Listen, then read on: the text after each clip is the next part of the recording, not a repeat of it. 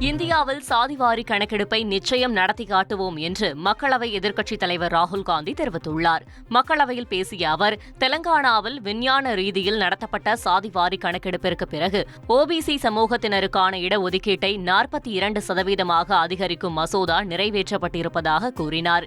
சாதிவாரி கணக்கெடுப்பு மூலமாக மட்டுமே பிற்படுத்தப்பட்ட மற்றும் வஞ்சிக்கப்பட்ட சமூகங்களுக்கு கிடைக்க வேண்டிய நியாயமான உரிமைகள் கிடைக்கும் என்று கூறிய ராகுல் காந்தி, இந்தியாவில் சாதிவாரி கணக்கெடுப்பை நிச்சயம் நடத்தி காட்டுவோம் என்றும் தெரிவித்துள்ளார்.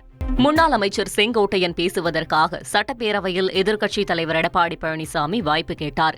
சட்டப்பேரவையில் நடந்த பள்ளிக் கல்வித்துறை தொடர்பான விவாதத்தின் போது பேசுவதற்கு அனுமதி கோரி செங்கோட்டையன் 3-4 முறை கையை உயர்த்தியும் சபாநாயகர் கண்டுகொள்ளவில்லை. இதை கவனித்த எதிர்க்கட்சித் தலைவர் எடப்பாடி பழனிசாமி, முன்னாள் பள்ளிக் கல்வி அமைச்சர் என்ற முறையில் செங்கோட்டையன் பேசுவதற்கு வாய்ப்பு வழங்க வேண்டும் என சிபாரிசு செய்தார்.